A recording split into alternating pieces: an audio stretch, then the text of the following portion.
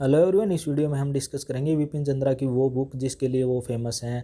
अगर आप यूपीएससी की तैयारी करते हो, पीसीएस की तैयारी करते हो या फिर को और किसी एग्ज़ाम की तैयारी करते हो तो सब लोग आपको सजेस्ट करते होंगे कि भाई मॉडर्न इंडिया पढ़नी है तो आप विपिन चंद्रा की पढ़ो। विपिन चंद्रा की कौन सी मॉडर्न इंडिया, जो उनकी एक अलग से जो बुक आती है मार्केट में वो, या फिर विपिन चंद्रा की एंशियंट जो मतलब ओल्ड एनसीईआरटी में जो बुक आती थी वो। तो विपिन चंद्रा की जो ओल्ड एनसीईआरटी में जो बुक आती है वो बुक लोग सब रेफ़र करते हैं। आप आज हम रिव्यू करने जा रहे हैं उसी बुक का। ये इस तरह का कुछ इसका प्रीफेस दिखता है।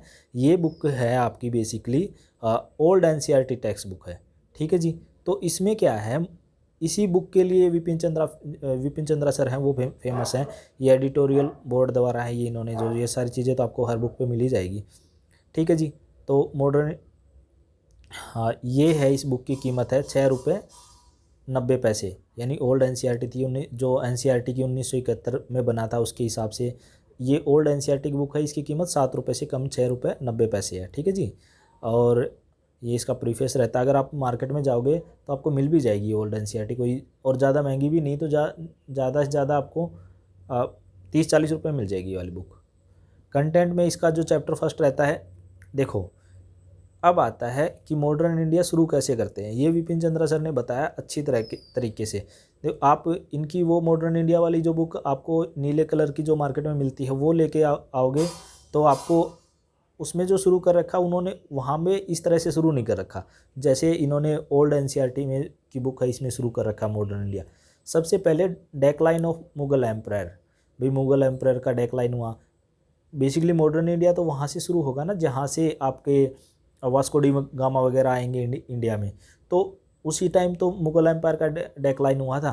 तो ये सारी चीज़ें यहाँ से इसमें सही से शुरू कर रखी। चैप्टर 1 में डेक्लाइन ऑफ मुगल एम्पायर है, और चैप्टर 2 में Indian state and society of 18th century, जो 1800 की सेंचुरी में इंडिया की स्टेट किस तरह थी, सोसाइटी किस तरह से थी।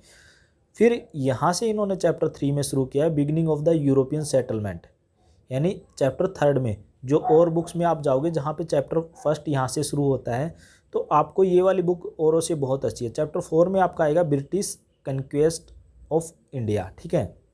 चैप्टर 5 में आएगा जो structure of government and economic policy of British India, जो 1757 से 1857 के बीच में जो ब्रिटिश इंडिया की जो पॉलिसीज़ रही थी वो है। चैप्टर 6 में है आपका administrative organization social cultural policy. Chapter जो आपका 7 रहने वाला है उसमें है social cultural awakening of the first half दो 19th सेंचुरी, जो 1857 से पहले का जो फर्स्ट हाफ था उसकी बात हो रही है। फिर उसके बाद रिवोल्ट है चैप्टर 8 में। रिवोल्ट के बाद एडमिनिस्ट्रेटिव चेंजेस जो हुए हैं वो। फिर India and her neighbours, India और उस टाइम पे इंडिया के जो नेबर्स कौन कौन से रहते थे, तिब्बत वगैरह और ये चाइना वगैरह ये रहते थे उस टाइम पे नेबर, ठीक है जी।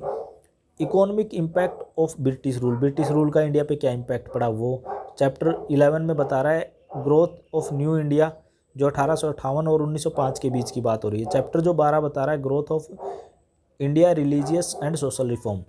सोशल रिफॉर्म में क्या हुआ आपका, जैसे आर्य समाज बना, जो वैदिक समाज बना, उसके आर्य समाज के बाद फिर आपका जो प्रार्थना समाज बना। फिर जो और रिफॉर्मर आए जैसे ज्योतिबा फुले वगैरह आए, जो पेरियार जैसे आए, BR अम्बेडकर जैसे बड़े रिफॉर्मर आए, उनके नाम इनमें शामिल हैं, ठीक है जी।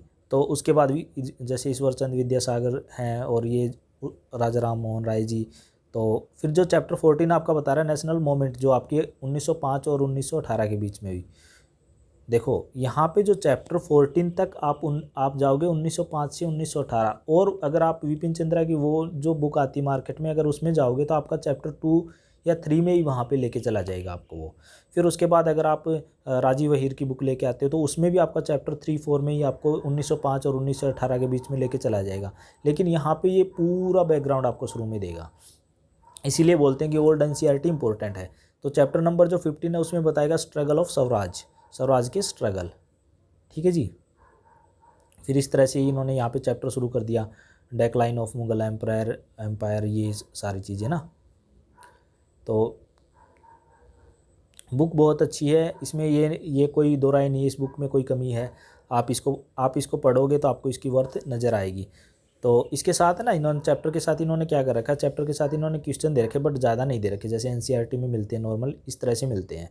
लेकिन अगर आप यूपीएससी की तैयारी शुरू कर रहे हो ना, अगर आपकी तैयारी इतनी अच्छी नहीं है, आप नेक्स्ट ईयर के लिए या इस ईयर के लिए तैयारी कर रहे हो, तो आप इस बुक को बेस बना के एक बार शुरू में कोई आप राजीव अय्यर की बुक पढ़ो, या फिर या फिर विपिन चंद्रा की दूसरी बुक पढ़ो, या फिर और किसी मार्केट से नोट्स पढ़ो किसी इंस्टीट्यूट के। लेकिन अगर आप इस बुक को बेस बना के चलोगे तब आपको समझ में आएगा कि हाँ एक चीज़ है। नहीं तो आपको कुछ चीज़ें तो आपके माइंड में घुसेंगी भी नहीं, ये जब तक, क्योंकि बेस ही नहीं होगा तो उस पर बिल्डिंग किस तरह से बनेगी। देखो ये इन्होंने एक्सरसाइज के क्वेश्चन दे रखे हैं, बस एक्सरसाइज के कुछ इन्होंने बेसिक क्वेश्चन नहीं दे रखे हैं, बट इन्होंने कुछ चीज़ें इंपॉर्टेंट दे रखी हैं कि बहादुर शाह कौन थे, जुल्फ़िकार खान कौन से, सैयद ब्रदर कौन थे, नादिर शाह कौन का इन्वेजन क्या हुआ था, एंड क्राइसिस किस तरह से हुआ था उस टाइम पे, वो सिस्टम वगैरह, ये सारी चीज़ें दे रखी है इसमें। देखो इससे अगर आप तैयारी पे फर्स्ट टाइम कर रहे हो, अगर आपकी अच्छी तैयारी नहीं आएगा, आप आगे एग्ज़ाम देना चाहते हो, तो आप इस बुक को ला के आप बेस की तरह इसको पढ़ सकते हो। अगर आपको एग्ज़ाम अभी हाल फिलहाल में ही देना है तो आपको ये बुक नहीं पढ़ने की ज़रूरत है, क्योंकि अगर आप अभी इस बुक को पढ़ोगे, आपका एग्ज़ाम अभी है, तो फिर ये वाली बुक आपको इतना वाच नहीं देगी। और अगर आपको हाँ और कोई बुक रिव्यू करानी है तो आप मुझे कमेंट करके बता सकते हो। आप मेरे चैनल को सब्सक्राइब कर सकते हो, लाइक कर सकते हो। और देखो उन्होंने इस टाइम का जो मैप है वो भी दे रखा है, राजपूताना जो है, एम्पायर ऑफ सिंधिया एम्पायर है, भोसले एम्पायर है, और जो द्रविड़ है, मशहूर है, उस टाइम का जो था मुर्शिदाबाद आज हम बंगाल बोलते हैं, उस टाइम पे उसे मुर्शिदाबाद बोलते थे। पाकिस्तान का हिस्सा भी इन्होंने दे रखा, कश्मीर कितना बड़ा होता था, वो सारी चीज़ें इन्होंने इसमें कवर कर रखी हैं। ठीक है जी, तो इस वीडियो में इतना ही। अगर आपकी कोई क्वेरी है तो आप मुझे नीचे कमेंट करके बता सकते हो। देखो ये गवर्नमेंट ऑफ इंडिया का कॉपीराइट के अंदर आता है 1982 में। ठीक है जी, तो इस वीडियो में इतना ही। अगर आपकी कोई क्वेरी है तो आप मुझे कमेंट करके बता सकते हो। थैंक्स, हैव नाइस डे, मिलते हैं नेक्स्ट वीडियो में।